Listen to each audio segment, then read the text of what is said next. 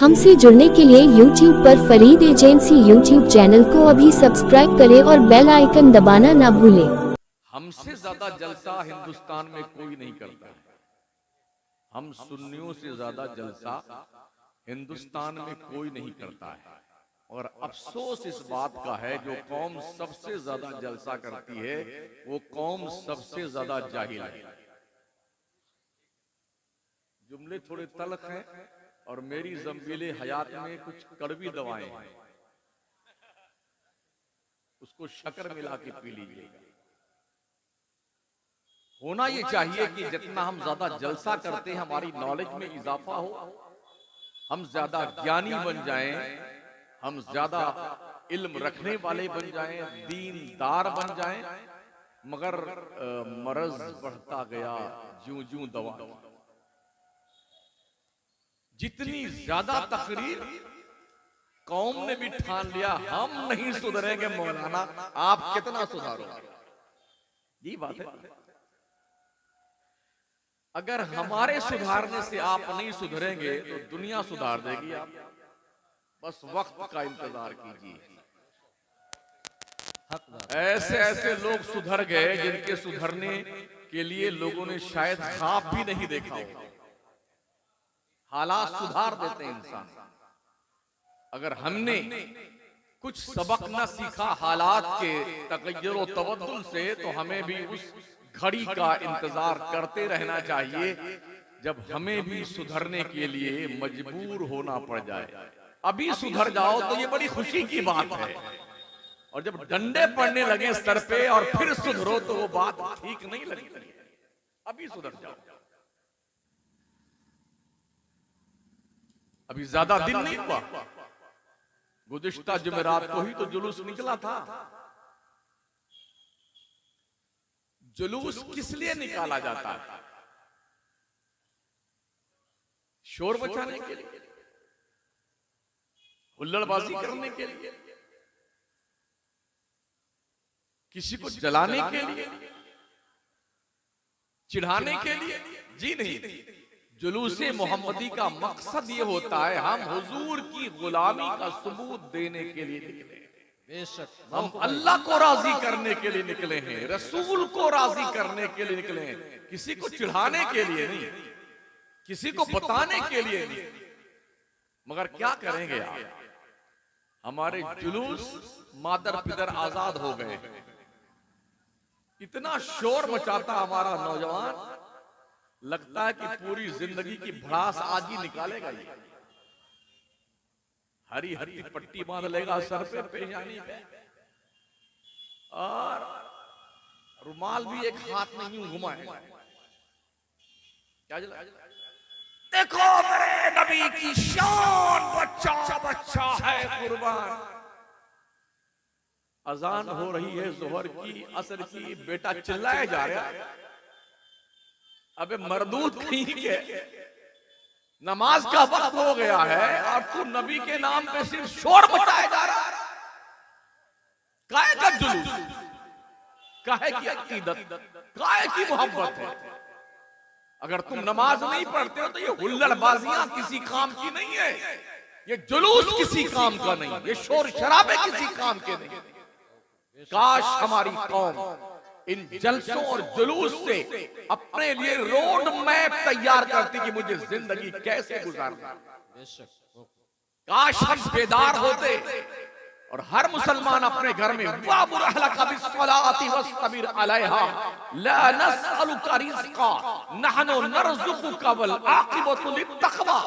इस आयत का पैकर बन जाता।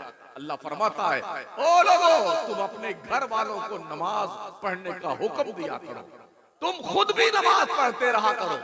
हमने तुम्हें रोजी कमाने के लिए नहीं पैदा किया है, रोजी हम तुम्हें देंगे, तू परहेजगार तो बन जा। ला नस्अलुका रिज़्क़ा, रोजी कमाने के लिए हमने तुझे नहीं पैदा किया है। नहनु नर्ज़ुकुक, रोजी हम तुम्हें देंगे।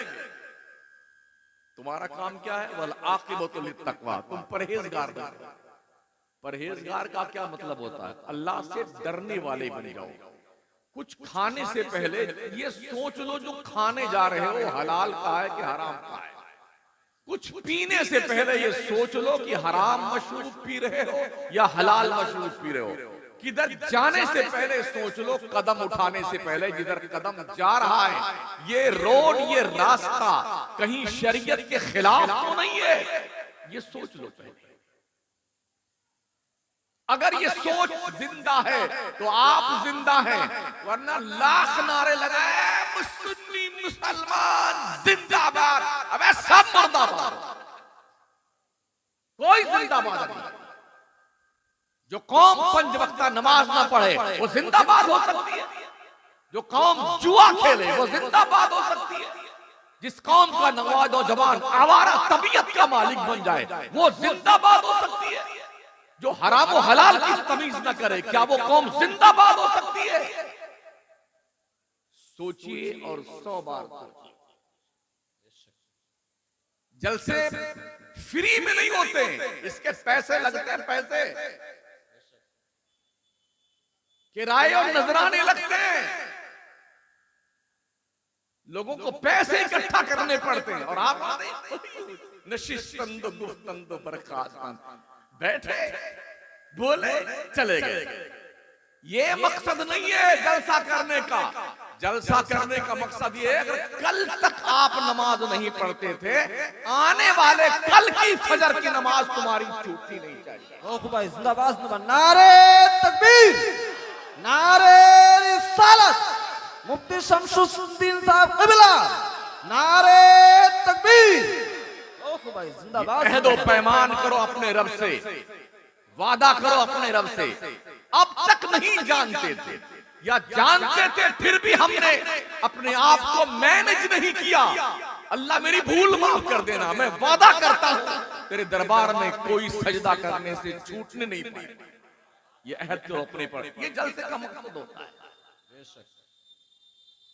हाँ, सोचिए और महसूस कीजिए कि क्या वाकई में आप अपने आप को बदलने को तैयार हैं। वैसे भी ये बदलाव का जमाना है, दुनिया बदलाव पसंद करती हर मामले में। कल सफेद कुर्ता पहने हुए थे तो आज काला पहने हुए हैं। कल कोई प्रधान जी थे तब उनका शौक चल रहा था कि एमएलए बन जाए, एमएलए थे तो उनका शौक फाट पड़ता है कि एमपी बन जाए और मनीटर बन जाए। होता नहीं होता, दुनिया बदलाव पसंद करती है। ओ मुसलमान कौम के लोगों, तुम भी बदलो अपने आप को, और ऐसा बदलो जैसा आज के 1450 साल पहले आमिना के लाल ने मक्का और मदीना के उन गमारों, वहशियों, डाकुओं को बदला था जो खुद न थे जो राह पर औरों के हादी बन गए। क्या नजर थी जिसने मुर्दों को मसीहा कर दिया। ओहो भाई जिंदाबाद, जिंदाबाद। बदलो उनकी तरह से जिनके बदलने पर अल्लाह ने वादा किया, वकुल्लु वअदल्लाहुल हुस्ना, अल्लाह ने हर सहाबी से जन्नत का वादा कर लिया। बदलो उनकी तरह जो बदले। तो अल्लाह के पैगंबर ने फरमाया, अस्हाबी कन्नुजूम फबिअय्यिहिम इक्तदैतुम इह्तदैतुम, ये मेरे सहाबा आसमान के सितारों की तरह हैं, इनमें जिनकी पैरवी कर लोगे अल्लाह तुम्हें हिदायत दे देगा। बेशक अपने आप को ऐसा बदलो नहीं।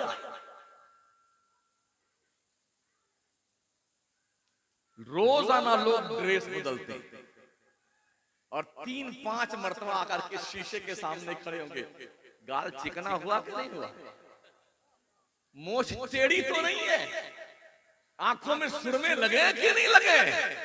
काश अपने किरदार के आईने में अपने आप का भी चेहरा देख लिया कर कि मैं सुधरा के नहीं सुधरा। याद रखना, जो कुछ बनाते हो ना उसमें से एक ढेला आपका नहीं है।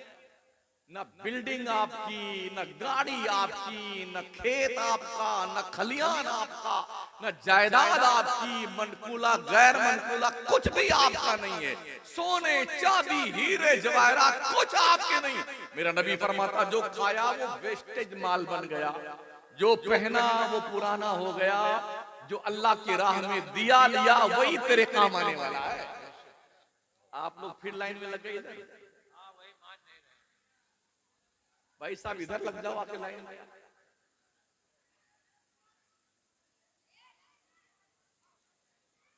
अगर आपने कोई कसम खा रखी है कि हम सुधरेंगे नहीं तो हम आपको सुधारेंगे भी नहीं। अगर कसम नहीं खाई है तो यहां जलवा फरमा हो जाए आप, ऐसा ना लगे कि आप श्रीलंका में खड़े हुए हैं। इंडिया में आ जाइए, बड़ी शांति का माहौल हमारे मुल्क में है। हाँ, ये सोने की चिड़िया है। कश्मीर से लेकर कन्याकुमारी तक भारत एक है और इस भारत का असली राजा अजमेर में सोता है, जिसे ख्वाजा मोइनुद्दीन चिश्ती हसन संदरी कहते हैं। अभी कुछ ही दिनों पहले तो हमारे पीएम साहब मोदी जी ने, नरेंद्र मोदी जी ने बड़ी कीमती चादर भेंट की है गरीब नवाज के चरणों में। उन्हें भी पता है राजा असली यही है। इसलिए उधर श्रीलंका से हट के इधर आइए, उधर लिट्टे के हमले होते रहते हैं। जो लोग बॉर्डर पे खड़े होते हैं उन्हें अपना बलिदान देने के लिए तैयार रहना चाहिए। सुधरो, बदलाव लाओ, चेंजिंग पैदा करो, और चेंजिंग इल्म की बुनियाद पे आती है, क्वालिफिकेशन की बुनियाद पे आती है। नबी तशरीफ लाए हैं तो उनके आने का मकसद है अनपढ़ों में आए, पढ़ाने के लिए आए। कुछ लोग हैं पगले लोग, कहते हैं हमारे नबी अनपढ़ थे, माज़अल्लाह उम्मी थे, पढ़े लिखे नहीं थे। बुद्धू मियां, अल्लाह ने अनपढ़ को भेजा था पढ़ाने के लिए। क्या तुम्हारी कंपनी में एक को आदमी पढ़ा लिखा नहीं पैदा हुआ है? अल्लाह को कहता मैंने उम्मियों में पढ़ाने के लिए, ज्ञान देने के लिए, मैंने दिल को सुथरा करने के लिए, नजर को पाकीज़ा करने के लिए, हिकमत सिखाने के लिए, किताब सिखाने के लिए मोहम्मद को भेजा है। तो क्या अल्लाह को पता नहीं था कि अनपढ़ को अनपढ़ पढ़ाता है कि पढ़ा लिखा पढ़ाता है? अल्लाह ने पढ़ा लिखा पैगंबर भेजा था। इमाम अहले सुन्नत सरकार आला हज़रत इमाम मोहम्मद रज़ा फरमाते हैं, ऐसा उम्मी किस लिए मन्नत कशे उस्ताद हो, क्या किफायत उसको इकरा रब्बुकल अकरम नहीं। मेरे नबी ने दुनिया में किसी से नहीं पढ़ा, पढ़ते क्यों? अर्रहमान अल्लमल कुरान, अल्लाह ने कुरान मुस्तफा को खुद सिखाया। बेशक बहुत भाई, जिंदाबाद जिंदाबाद। जो खुदा से सीख के आया हो उसे किसी से और क्या सीखना है? नबी आयतें तिलावत करने आए, कुरान पढ़ करके सुनाने आए, कुरान का ज्ञान देने के लिए आए। एक किताब है कुरान शरीफ, एक 30 पारे, एक ही टीचर, एक ही उस्ताद, और हर सब्जेक्ट पढ़ा रहा है। 10वीं 12वीं के बाद सारे शोबा अलग हो जाते हैं, फिर 4-4 5-5 साल की अलग अलग डिग्रियां होती हैं। ये वकील साहब बनेंगे, ये इंजीनियर साहब बनेंगे, ये डॉक्टर साहब बनेंगे, डॉक्टरों में भी ये डेंटल स्पेशलिस्ट बनेंगे, ये ENT के डॉक्टर बनेंगे, ये बाउन स्पेशलिस्ट बनेंगे, ये चर्म रोग के विशेषज्ञ बनेंगे, ये जनाबे वाला ब्लड के डॉक्टर बनेंगे, ये शुगर की जांच के डॉक्टर बनेंगे, ये प्लाज्मा के जांच के डॉक्टर बनेंगे, और ये जी ओमेगा और जो फैट होता है उसके डॉक्टर बनेंगे। सबकी डिग्रियां 4.5 साल हैं, 5-5 साल। सबके लेक्चरर अलग, प्रोफेसर अलग, कॉलेज अलग। कुर्बान जाइए आमिना के लाल पर, टीचर अलग, किताब टीचर एक, किताब एक, मदरसा एक, चटाई एक ही किताब को एक ही टीचर पढ़ाता है। डॉक्टर भी बन रहे हैं, लॉयर बन रहे हैं, इंजीनियर बन रहे हैं, हर एक चीज के स्पेशलिस्ट बन के तैयार हो रहे हैं। जंगी मार्के में कमांडर इन चीफ बन रहे हैं, बड़े बड़े बेहतरीन जनरल कर्नल बन रहे हैं। किताब एक है, पढ़ाने वाला मोहम्मद मुस्तफा हो और पढ़ने वाले सहाबा हो, तो एक ही लेक्चरर देने वाला, एक किताब पढ़ाने वाला दुनिया का, कायनात का हर इल्म सिखा देता है। भाई जिंदाबाद जिंदाबाद। हम मदरसे बनाए हैं तो हमारे बच्चे मदरसों में क्या करते हैं? कमेटी ने ये सोच लिया है ये सिर्फ फतिहा करेंगे। आज उनके अब्बा मर गए हैं, आपकी कुरान खानी करवा दे। आज उनकी अम्मा मर गई, इमाम साहब आज फातिहा लगवा दे। और बेचारा सारा बच्चों के अम्मा अब्बा ने पढ़ने के लिए भेजा या तेरे अम्मा अब्बा की बख्श करवाने भेजा क्या बच्चों को? बच्चों की जिंदगी सत्यानाश करते हो तुम लोग मिलकर के यार। कुरान पढ़ने का मतलब यह है कि मुर्दों की बख्शिश करवाए। कुरान इस मकसद के लिए नहीं आया है। अल्लाह इरशाद फरमाता इन्न हाज़ल कुरान यहदी लिल्लती ही अक़वम। बेशक ये कुरान इसलिए आया है ताकि पूरी दुनिया को कमांडिंग करे और हिदायत का रास्ता बताए। और हमने अब्बा मर गए, कुरान खानी करवा दीजिए। अगर मौलाना ने कुरान खानी नहीं करवाई, चंदा बंद, आ जाना चंदा लेने। सुधर जाओ लोग, अकलों की गिरहें खोल लो। खुशा मस्जिदो मदरसा खाने काहे के दरवे बुअत किलो काले मुंह। यहां पढ़कर परवान चढ़ने वाले लोग दुनिया की आंखों में आंखें डालकर देखने का हौसला पैदा करते हैं। अल्लामा फजल हक खैराबादी कौन थे? किसी कॉलेज के स्टूडेंट थे? किसी यूनिवर्सिटी के वो स्टूडेंट थे? जी नहीं, मदरसे की चटाई पिटाई पर बैठकर पढ़ने वाले थे। और जब देश के लिए जरूरत पड़ी तो सबसे पहले अंग्रेजों के खिलाफ जिहाद का फतवा देकर खुद तो काला पानी की सजा काटने चले गए, मगर देश के अंदर आजादी का बिगुल बजाया है तो मदरसा में पढ़ने वाले अल्लामा फजल हक खैराबादी ने। जिंदाबाद जिंदाबाद। आज लोग बड़ी पैनी नजर रखते हैं मदरसा।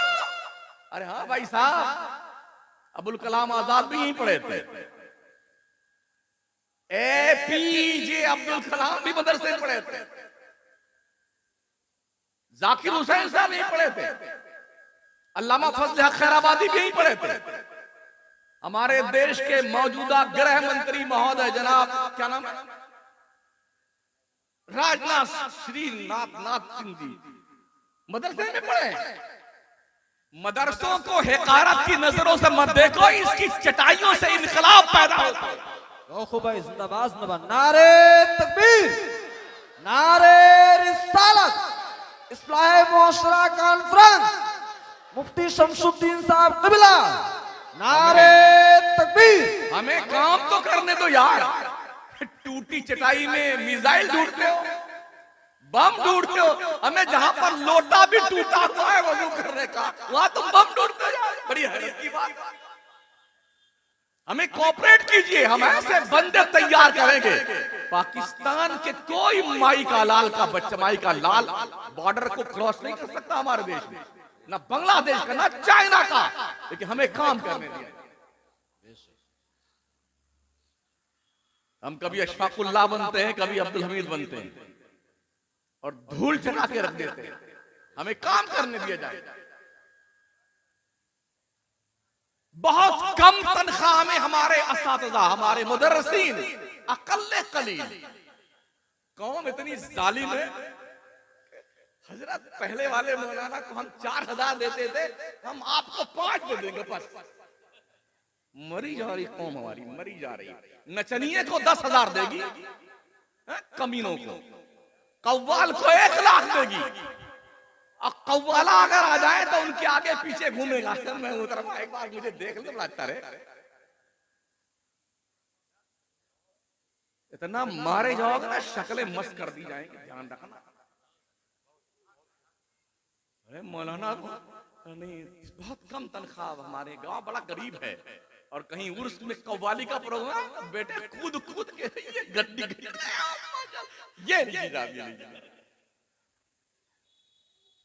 ये हाल हमारे। मस्जिदों के इमाम की तनख्वाह 4000 रुपए, 5000 रुपए। सारी गरीबी यही फट पड़ती तुम्हारी।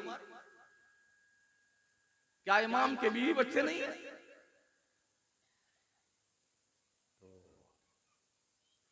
क्या बताएं सर, तो इतने में ही काम चला लिया।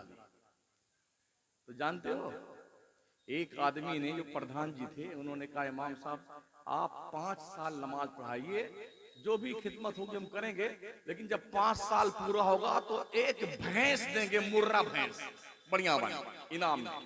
कहा ठीक है। बेचारे ने बड़ी जिम्मेदारी से, एक को टाइम लगाने की आदत उसने। जब 5 साल पूरा हुआ, तनख्वाह तो पता रहा जो भी 2-4 हजार रही होगी। कहा प्रधान जी आपने कहा था ना एक भैंस देंगे अच्छी वाली, तो अब दे दीजिए, 5 साल तो पूरे हो गए। तो जानते हो क्या कहा प्रधान जी ने? क्या कहा? अरे मैंने तो आपको ऐसे ही कह दिया था। तो उसने क्या कहा, अच्छा ये बात है तो सुन लो, मैंने भी बगैर उर्दू के तड़काए हैं 5 साल। बेटे दोहरा लो 5 साल, दोहरा लो। ऐसे कह दिया था हमने। बेचारा इमाम, ओहो, कोई मर जाए तो जनाजा पढ़ाए, बीमार हो तो दुआ करे, बच्चा पैदा हो तो कान में आवाजान पुकारे और तकबीर पुकारे, और जी आज इनकी फतियां, कल उनकी फतियां, 10वां 20वां 40वां, यही सब खिलाओगे मौलाना को? ढंग के पैसे दो, ढंग के, समझ रहे हो? बोले नहीं 5-5 रुपया, 15-15 रुपया, किसी की भी फातिहा में अब्बा मर गए, चलो 50 रुपया दे देंगे कुरान खाने में। आप तो जानते हो कुरान खाने वाले करने वाला क्या, या अल्लाह वो बड़का सेठवा मर जाए तो 300 रुपया मिलेगा। जितने फतिहा कर रहे हैं रोक दुआ मांगते, अल्लाह वो मरे मर्दू तो 500 रुपया इनाम मिलेगा। अभी देखना है लॉकडाउन में, जो 3 साल का लॉकडाउन का जमाना चला है, कितने मारे गए हैं और कितने मर गए। गला दबा के मारा बेचारों को, वो भी वीडियो हमने देखी। लेकिन फायदा बहुत देखा किसका? कब्र खोदने वालों का। कब्र खोदने वाला बड़ा खुश था, कफन बेचने वाला बहुत खुश था, और तख्ता बेचने वाला बहुत खुश था। तो मैंने पूछा अपने शहर के 100 बीघा कब्रिस्तान हमारे मुकराने में, नहीं 100 एकड़ में, तो बड़ा कब्रिस्तान है। तो मैंने पूछा कब्र खोदने, कसम खुदा की मजा आ गया। हमने क्या हुआ? मकान बन गया मेरा, एक बार और लॉकडाउन आ जाए तो मजा आ जाए। तो हर आदमी अपने धंधे की दुआ करता है। कफन वाला कफन बेच के बड़ा खुश है, मजा आ गया, बहुत कफन बिका, या अल्लाह और 3-4 मरना है आज। ऐसा करो जब शादी हो आपके बच्चों की, बच्चियों की, बेहतरीन जोड़ा अपने इमाम को, मौलाना को, मुअज्जिन को दो, ताकि ये दुआ करें अल्लाह इसके और बच्चे पैदा हो, उनकी भी शादियां खूब नजराना मिले में। सोच बदलो, बरकतें मिलेंगी। वरना ये जब दुआ मांगेंगे तो इनकी दुआ पे 50 आमीन कहते हैं, आमीन, गए काम से।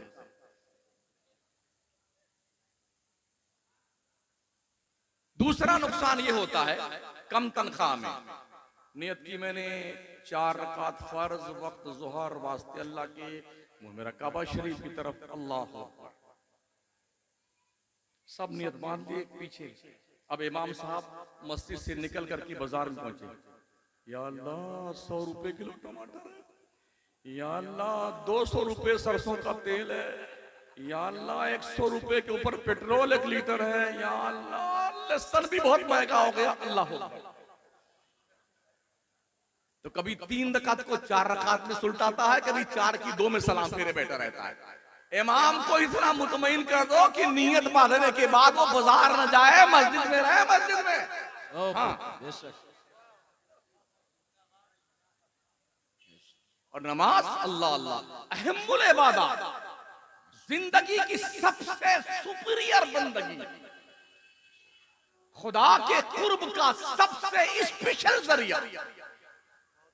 उस नमाज की क़यादत, लीडरी आपका इमाम करता है। पोजीशन ये होती है, अगर आप अपने इमाम से पहले रुकू सजदा कर ले, अल्लाह का नबी फरमाता, डर बंदे कहीं अल्लाह तेरी शक्ल गधे की न बना दे। वो इमाम जो तेरे झुकाने पे तू झुकता है, जिसके उठाने पे तू उठता है, उसका मकाम देख, उससे पहले रुकू सजदा कर लिया ना तुमने, अल्लाह तेरी शक्ल गधे कर देगा। मकाम समझो इमामों, उलमा की अहमियत समझो, इल्म का वकार समझो। इल्म से ही दुनिया तरक्की पाती। हाँ, और आज के इस दौर में अल्लाह अकबर, हमने बड़े बड़े सठियाए हुए सेठों को देखा जो बम्बई में कमा के जो बंगार वाले, पतरा वाले, लोखंड वाले सेठ साहब, पढ़ना नहीं आता, कमाया खूब है, मगर अब दस्तखत करने के लिए जब आता नंबर तो ऐसे पकड़ता कलम को, यूं करता है। टिटरी देखिए ना, उसकी लंबी लंबी टांगे कैसी होती है, वैसे दस्तखत करता सठियाया हुआ सेठ। पढ़िए, दुनिया पढ़ के तरक्की करती है। इस्लाम के पैगंबर ने जो सबसे पहला मैसेज कुरान का दिया है वो क्वालिफिकेशन का है, ग्रेजुएशन का है, साक्षरता का है, पढ़ने और लिखने का है। अल्लाह 571 साल के बाद जब ईसा पैगंबर को आसमान पे उठाया गया, तो 571 साल बाद जब अल्लाह बंदों से मुखातब हुआ अपने नबी के तवस्सुस से, तो सबसे पहला मैसेज खुदा का आया, इकरा, पढ़िए, बिस्मि रब्बिकल्लज़ी खलक, उस रब के नाम से जिसने पैदा किया, खलक़ल इंसाना मिन अलक़, जिसने इंसान को पैदा किया खून की फटक से। ये अल्लाह ने फरमाया, खलक़ल इंसाना मिन अलक़, इक़रा व रब्बुकल अकरम अल्लज़ी अल्लमा बिल क़लम। हाँ हाँ, पढ़िए उस इज्जत वाले रब के नाम से, पढ़िए जो इज्जत वाला परवरदिगार। इक़रा व रब्बुकल अकरम अल्लामा बिल कलम, जिसने कलम से इल्म सिखाया। अल्लामल इंसान मा लम यअलम, जो कुछ इंसान नहीं जानता अल्लाह ने वो सिखाया। ये पांचों आयतें इंसान को तालीम हासिल करने का पैगाम देती है। कितनी अजीब सी बात है, जिस मुस्लिम कौम के धार्मिक पुस्तक का आगाज नुज़ूल के एतबार से क्वालिफिकेशन से हुआ है, वो कौम 2% क्वालिफाइड है, 2%। 10वीं पास करते करते जब पास नहीं होता बच्चा ना, तो 14% मुस्लिम स्टूडेंट्स 12वीं तक पहुंचते पहुंचते ड्रॉप आउट कर लेते हैं। अरे क्या बताएं, नौकरी तो मिलेगी नहीं तो कौन पढ़ने जाए। तालीम नौकरी के लिए नहीं होती है, तालीम इंसान बनने के लिए होती है। तालीम इंसानियत का मैसेज देने के लिए होती है, तालीम तरक्की पाने के लिए होती है, तालीम खुदा की शनाख्त के लिए होती है, मारफते परवरदिगार के लिए होती है। तुमने बड़ी कदर ना कदरी की तालीम की, चंद टुकड़ों और सिक्कों के लिए तुमने तालीम को तोड़ रखा है। पढ़ लेंगे तो नौकरी नहीं मिलेगी, चूल्हे भाड़ में जाए ऐसी नौकरी जो तालीम की मोहताज। कितने जाहिल हैं जो लाखों रुपए महीने कमाते हैं, वो कौन से पढ़े लिखे हैं। पढ़े लिखे और जाहिल में फर्क ये है, जाहिल कहीं भी मुंह मारता फिरता है, जब आदमी पढ़ लिख लेता उसे पता होता है जायज क्या है और नाजायज क्या है, हलाल क्या है और हराम क्या है। ये तालीम मदरसों से मिलती है, मदरसों से, कॉलेज और यूनिवर्सिटी से नहीं मिलती है तालीम। इसलिए मदरसों को फरोग दीजिए, मदरसों को आगे बढ़ाइए, मदरसों को कोऑपरेट कीजिए। हमारी इज्जत, हमारी नामूस, हमारी आबरू मदरसों से वाबस्ता है, और मदरसों को भी ऐसा सुसज्जित कीजिए, इतना बेहतर बनाइए कि स्कूल जाने वाला बच्चा जब मदरसे की शक्ल देख लेना तो स्कूल को भूल जाए। ऐसा नहीं कहीं की ईंट कहीं का रोड़ा, भानमती ने कुंबा जोड़ा, दरवाजा टूटा हुआ है संडास का, गुस्ल खाने की जो है 2-4 पट्टियां निकली हुई हैं, और जब कबाड़ रखा हुआ है तो वो भी बदबूदार है, बावर्ची खाने में घुस जाओ तो सड़े सड़े आलू पड़े हुए हैं, टूटी टूटी चटाइयां और चारपाइयां। भाई साहब इसे ठीक कीजिए, ये रसूल अल्लाह का घर है। अगर अल्लाह की घरों के मीनार बुलंद किए जा सकते हैं तो मुस्तफा के घर को भी सुसज्जित किया जाना चाहिए। बेशक रोको भाई, जिंदाबाद जिंदाबाद। पढ़ाइए अपने बच्चों को। दुनिया का सबसे पहला मदरसा दारे अरकम में कायम हुआ था, मक्के में।